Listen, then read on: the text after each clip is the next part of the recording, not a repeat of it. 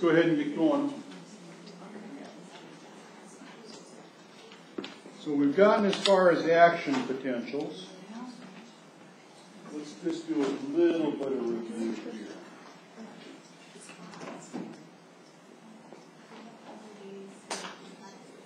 Okay.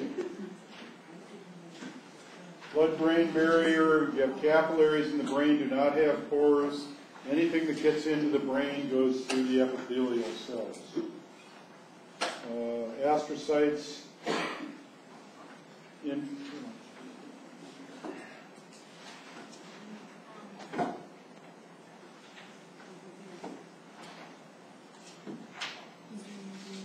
astrocytes.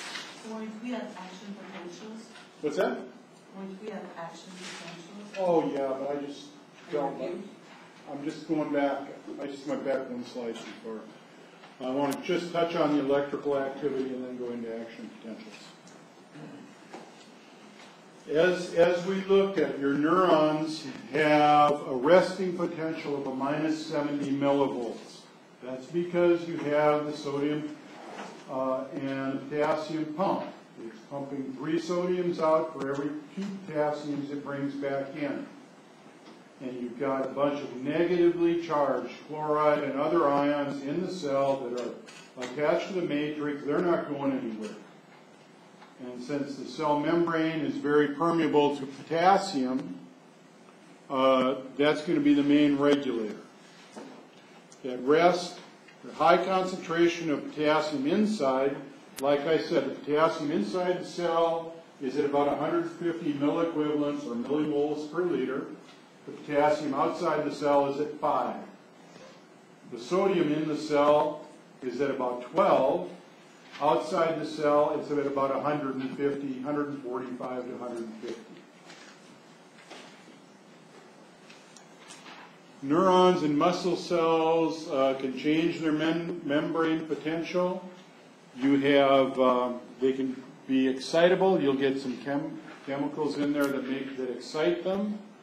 Or irritability. If they're excited, what happens is that action potential, or the resting potential, goes from a minus 70 up to maybe a minus 60. And it just takes a little bit of jump beyond that to have an action potential or a depolarization of that nerve. So as you remember, as I'm sure you remember, and probably studied diligently as we talked,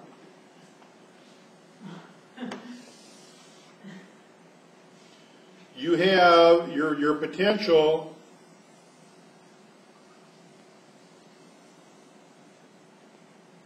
goes like this. Remember we talked about the threshold? Threshold is how much the potential has to change to start an action potential down the nerve. Your resting is down here at a minus 70.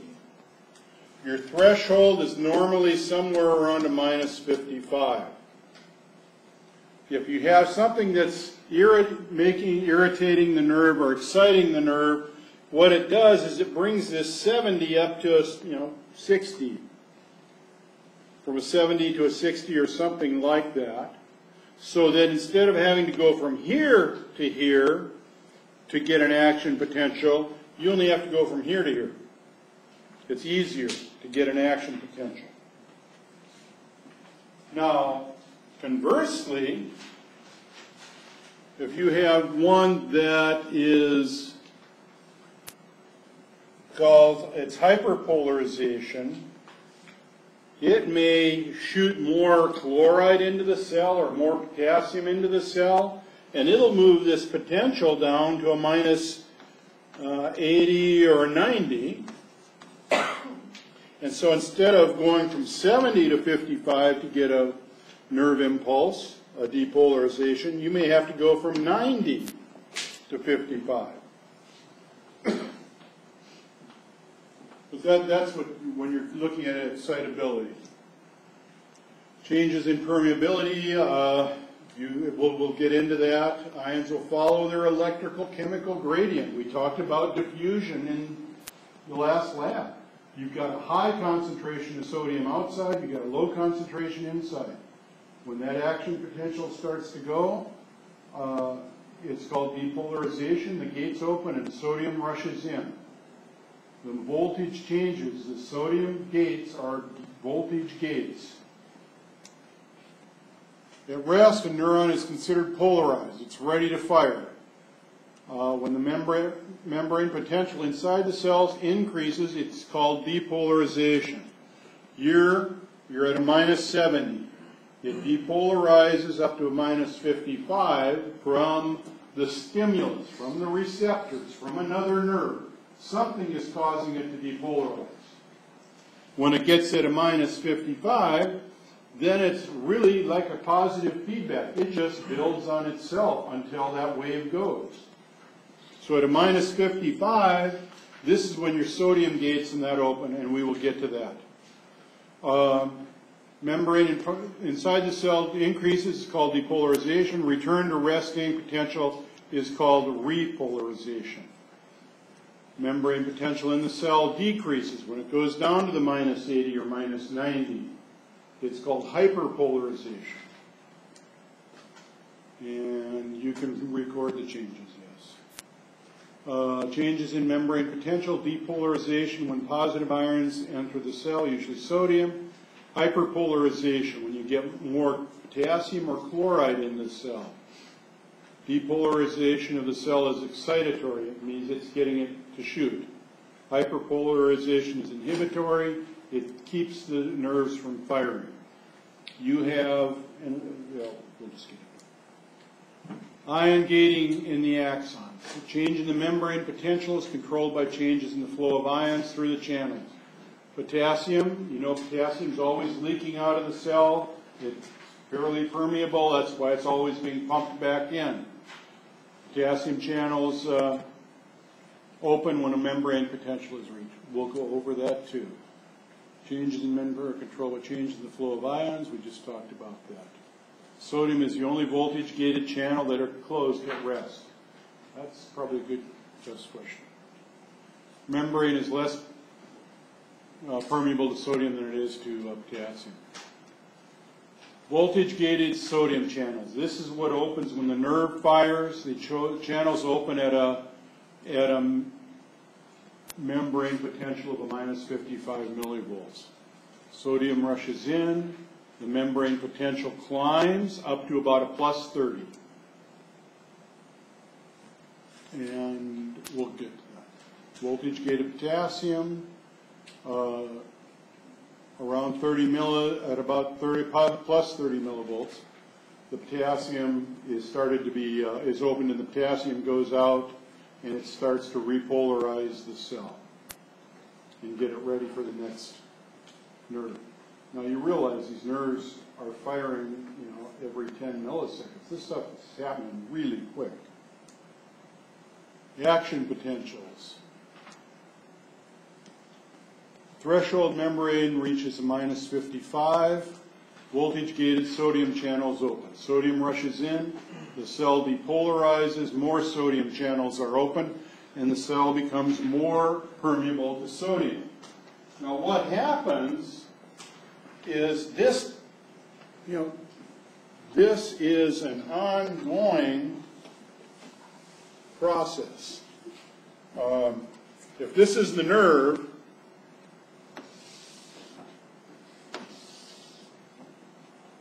and let's say right here is the axon hillock. That's what normally I'm sending the pulse down the axon, that comes out of here. So this has been stimulated. You got all the sodium out here, you have potassium in here. The membrane potential hits a minus 55. The gates open, the sodium comes in, until the membrane potential is a plus 30, and then the gates open and the potassium goes out. This happens in 10 or 15 micrometers of nerve. But then when this when this changes and this goes up to 30, the gates next to it, as soon as it passes a minus 55, then they fire. And when they go up, they pass a minus 55, the next one fires. So it just goes down the nerve like that. Okay? So it's not like an electrical charge where it's shooting down at the speed of light. It's an electrochemical potential, but what has to happen is those sodium gates have to open, and when they open, the membrane potential goes up, and as soon as it gets above a minus 55, the ones next to it open. And it moves right down the axon that way.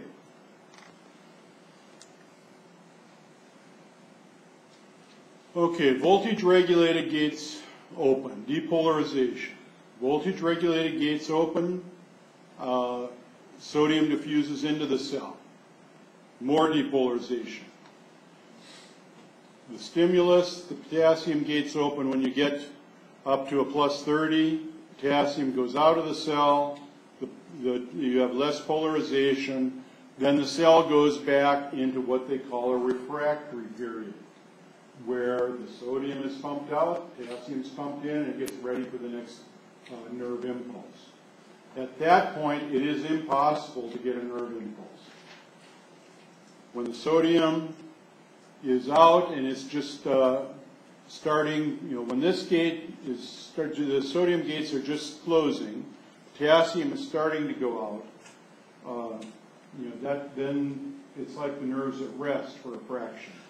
Once the potassium gets kind of pumped back in, or while it's being pumped back in, you have kind of a secondary refractive period, and the nerve can fire again at that point, but it takes a much bigger stimulus because you don't have the positive charged potassium in the cell to bring the membrane potential up to a minus 70. The membrane potential, I don't know if you noticed when I drew it before, right here, it drops way down below and then comes back up. When you get down in here, it takes just more of a stimulus to get the nerve to fire. Okay, at plus 30, sodium channels closed, potassium's open, results in repolarization. The resting potential is overshoot. This is your resting potential. That's your overshoot? It's overshot. The resting potential is overshot.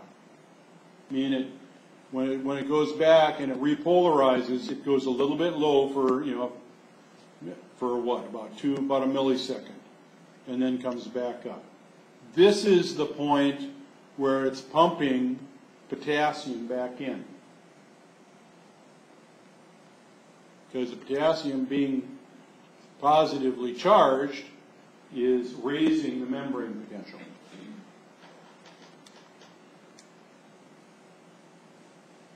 So, you have your resting right here. Then you have this rise for sodium coming in. The sodium gates close. You have potassium going out. And with the potassium going out, it's bringing it back toward the minus 70, and it drops a little bit below, and then it comes back up. This is the overshoot right here. Gated sodium channels open here. Inactivation of sodium channels at the plus 30. Gated potassium channels open here. Inactivation of the potassium channels. And then gated and channels are closed here. So they're two different lines. This is a line for potassium, but look at the time frame. This is the line for sodium. So think of it. I mean, we like to say it's like an electrical current, but it is just a wave of chemical reactions going down the nerve. When the sodium comes in, it goes up, the potential goes up, and that allows more sodium in. So it's really a positive feedback until that nerve's fired. Repolarization actually overshoots. We talked about that. Does not reach potassium equilibrium because potassium-gated channels are inactive as the membrane potential falls. Sodium-potassium pumps quickly reestablish. You're talking about a millisecond, a millionth of a second. When the cell membrane is at its resting membrane potential, the activation gates of the voltage-gated sodium ion channels are closed and the inactivation gates are open. Voltage-gated potassium ion channels are closed. Depolarization is initiated by a stimulus which makes the membrane potential more positive, causing the voltage-gated sodium ion channels to start to open. As threshold is reached, many sodium channels open. Sodium ions diffuse across the membrane, causing depolarization. Voltage-gated potassium ion channels also begin to open, but more slowly. Therefore, depolarization occurs because more sodium ions diffuse into the cell than potassium ions diffuse out of it. As the membrane potential approaches maximum depolarization, the inactivation gates of the voltage-gated sodium ion channels begin to close, and the diffusion of sodium ions decreases.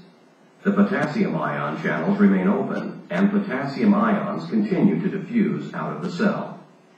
The increased potassium ion permeability lasts slightly longer than the time required to bring the membrane potential back to its resting level.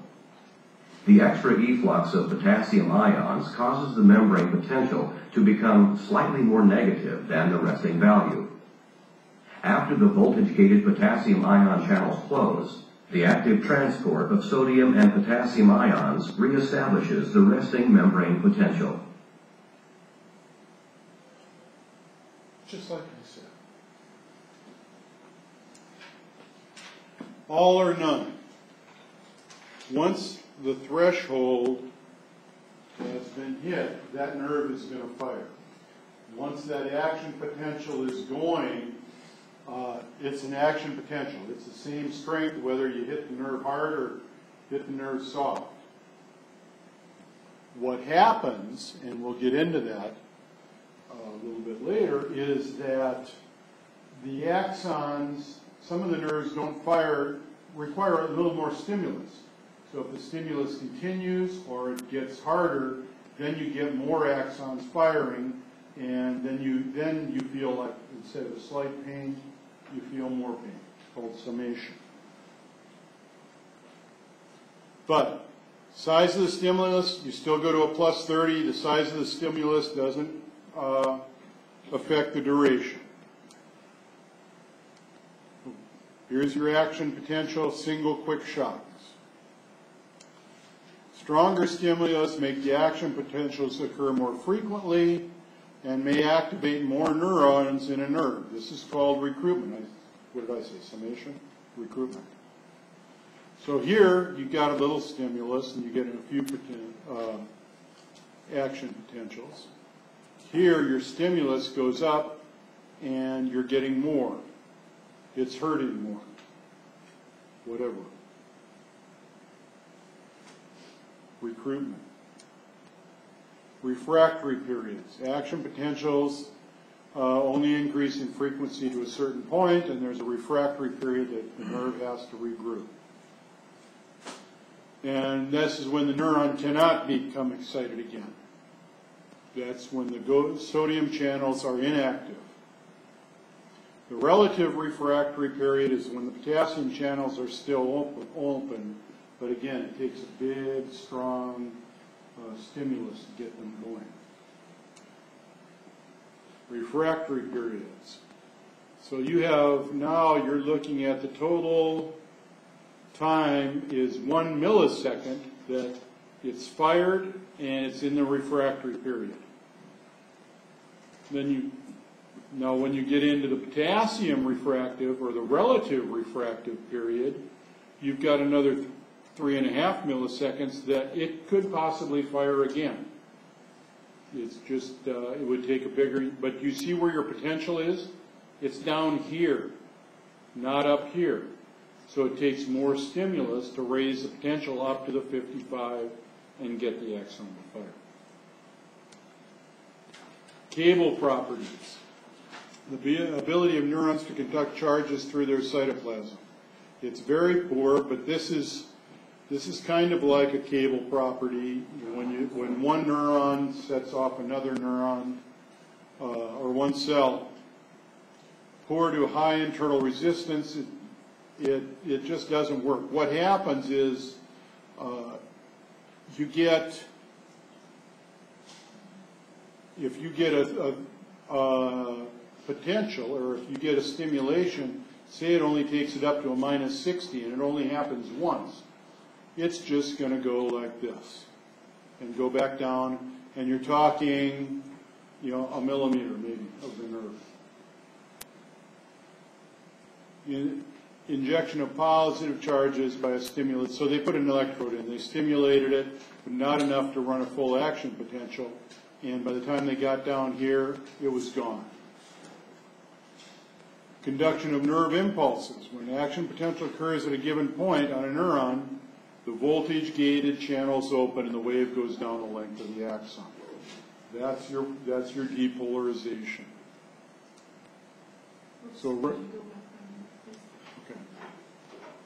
When an action potential occurs at a given point on a neuron membrane, the voltage-gated channels open and the wave starts. Once this goes, it goes.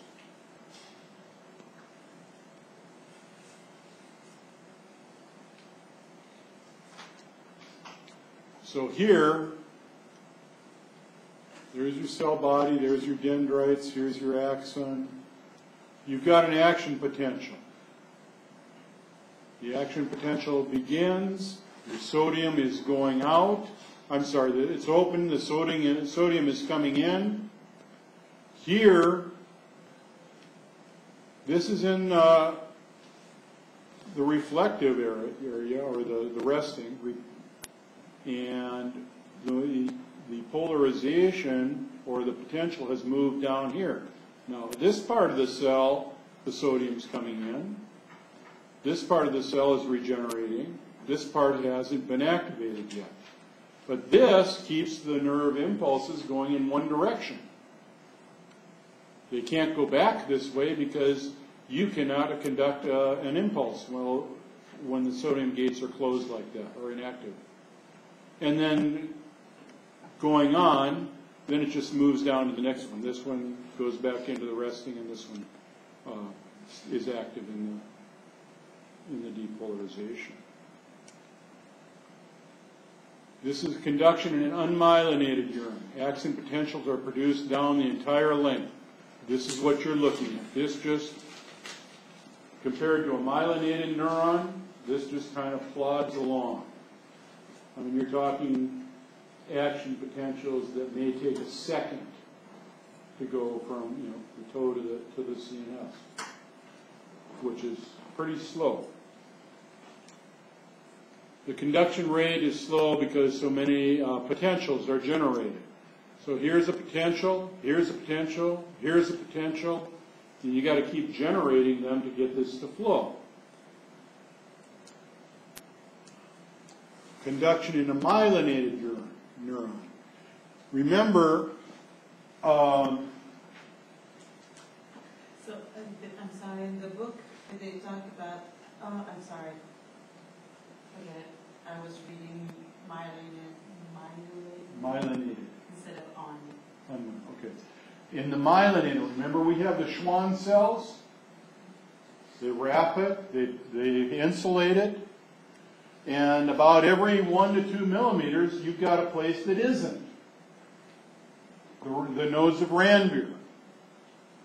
And what happens, instead of this action potential creeping down, a couple of micrometers at a time,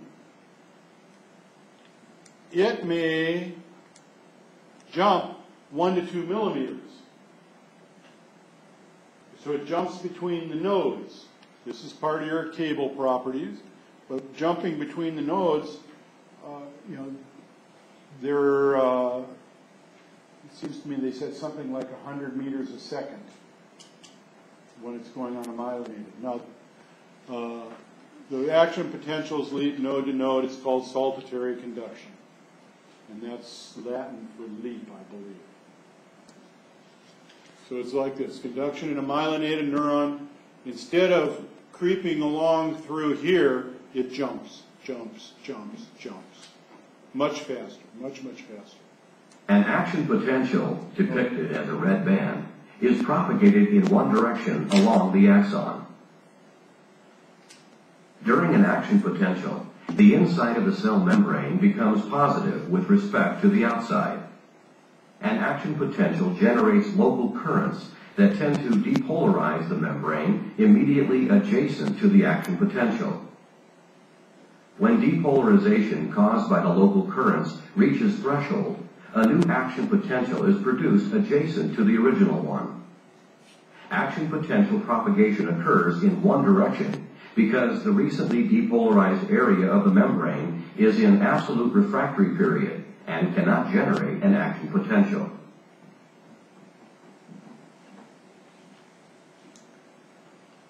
Okay, they're increased.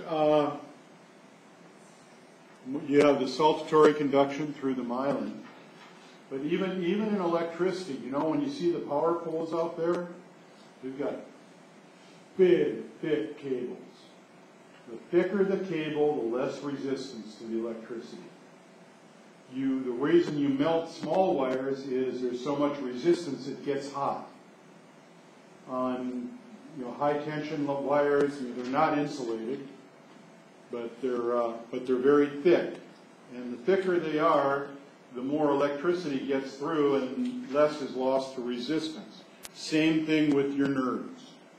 Increased diameter of the neuron reduces the resistance. Okay.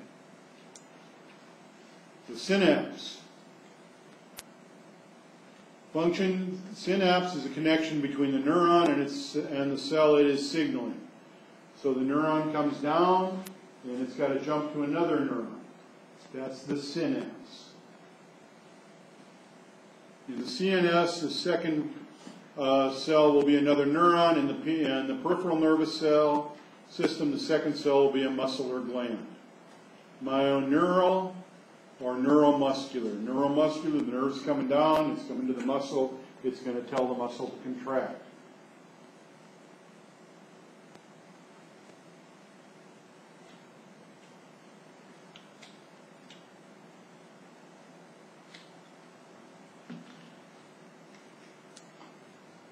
Okay. Oh, did you get that?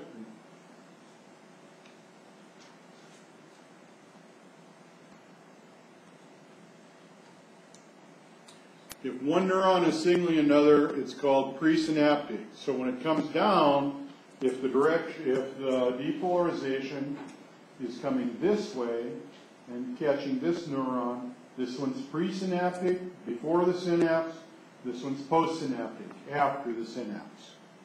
Presynaptic neuron generates a signal through the dendrite, the cell body, or the second neuron. It's either axodendric, between axon and dendrite.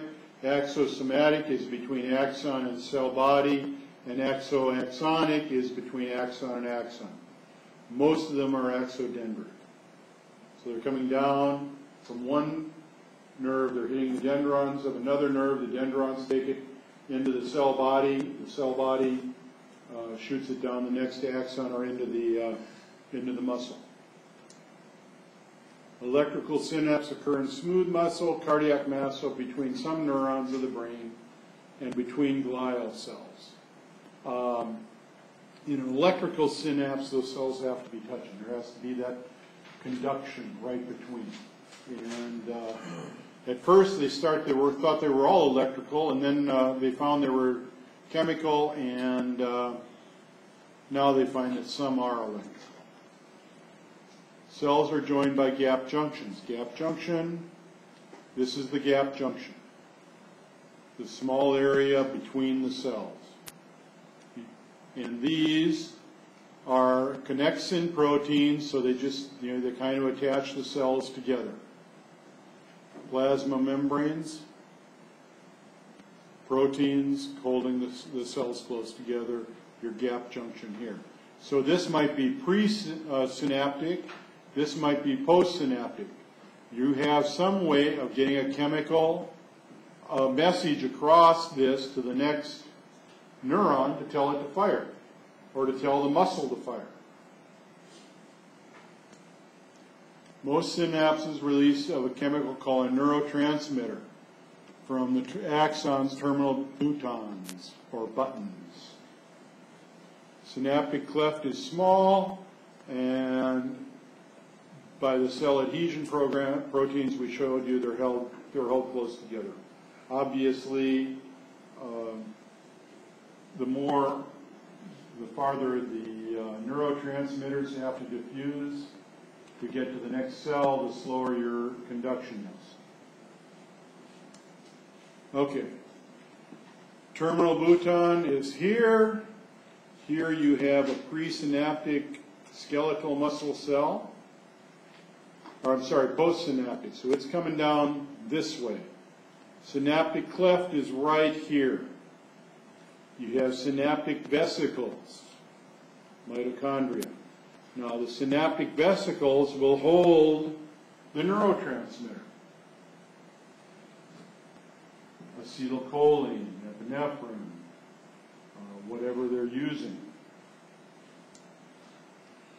Neurotransmitter is enclosed in the synaptic vesicles of the axon terminal. When the action potential reaches the end of the axon, voltage-gated channels open. So the potential's coming down, it hits the end of the axon, it causes channels of calcium channels to open.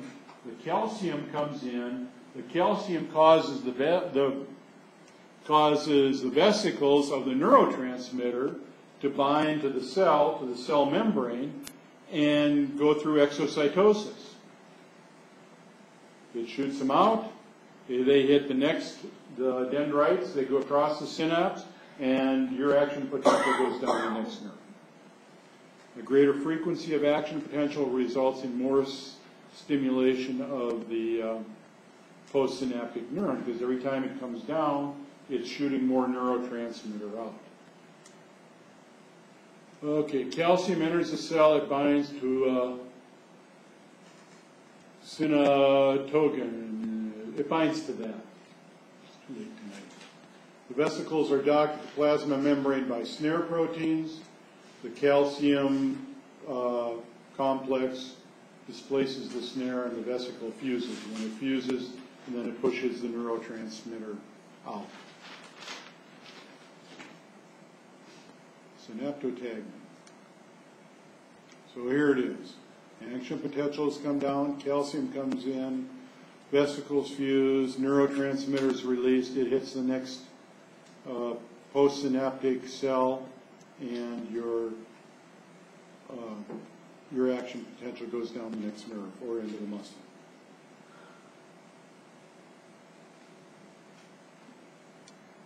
Action potentials arriving at the presynaptic terminal cause voltage-gated calcium ion channels to open. Calcium ions diffuse into the cell and cause synaptic vesicles to release acetylcholine, a neurotransmitter molecule. Acetylcholine molecules diffuse from the presynaptic terminal across the synaptic cleft and bind to their receptor sites on the ligand-gated sodium ion channels. This causes the ligand-gated sodium ion channels to open and sodium ions diffuse into the cell, making the membrane potential more positive. If the membrane potential reaches threshold level, an action potential will be produced.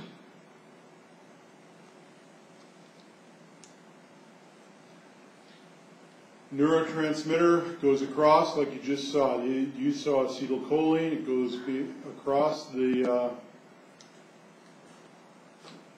the gap, and it binds to the receptor protein. It's called a ligand. The neurotransmitter is called the ligand. This causes the opening of the ligand ion channels. Sodium goes in. It's just like over here. Your membrane potential goes up, and your depolarization goes down.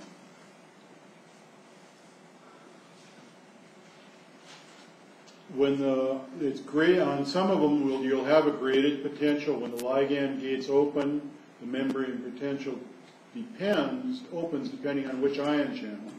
If it opens a sodium or calcium channel, you get a graded depolarization or excitatory postsynaptic potential, which means it may not, and if one action potential comes down, it may not start an action potential in the next nerve.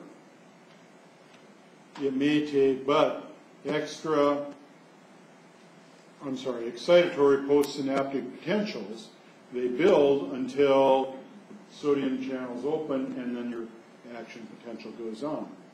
If it's chloride or potassium results in a graded hyperpolarization, it inhibits this, and we'll see that later too.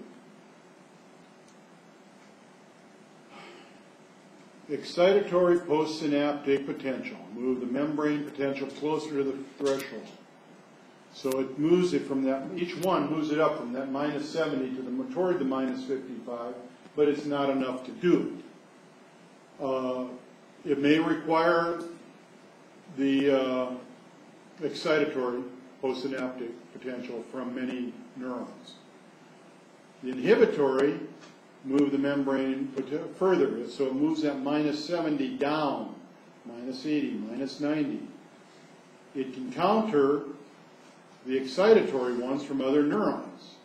Summation of these, it depends on who wins the battle, who gets it up to 55 or keeps it below, as to whether the action potential occurs. In this manner, for instance, if you're flexing one, or you're extending one muscle or flexing, one muscle has got to relax while the other one contracts. This is where these come in, allowing this to happen. We'll find a good stopping point here. Hey, it's a summary. I think we found the stopping point. Summary. You have your presynaptic axon here, dendrites, postsynaptic. Or the presynaptic, it's coming down here. Your action potentials are jumping to these nodes of Ranvier. Very quickly, it comes down to the presynaptic end, and you get neurotransmitter release. The action potential comes down, the calcium gates open, the vesicles fuse, it goes across. They do exocytosis and your neurotransmitter goes across. Action potentials conducted, open voltage gates, calcium channels, release of excitatory neurotransmitter. This is in your presynaptic. Then it crosses, and then you get chemical gates open, infusion of sodium causes depolarization. That's excitatory. If you get enough, it will shoot. You'll have another action potential. At the axon, when it gets to the axon hillock, if it's opened enough, then it shoots another action potential down that axon. So if it came in here, it gets to the axon hillock. When that depolarizes, then your action potential goes down and you go down to either another neuron or less. That was the period. I think that's enough for tonight. Obviously, we've got quite a bit of 7 to do on Tuesday. But then we're going to look for a test next Thursday on 4, 5, and 6.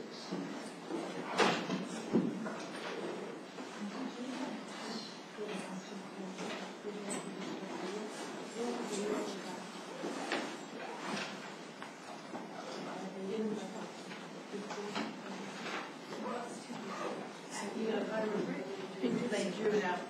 Oh.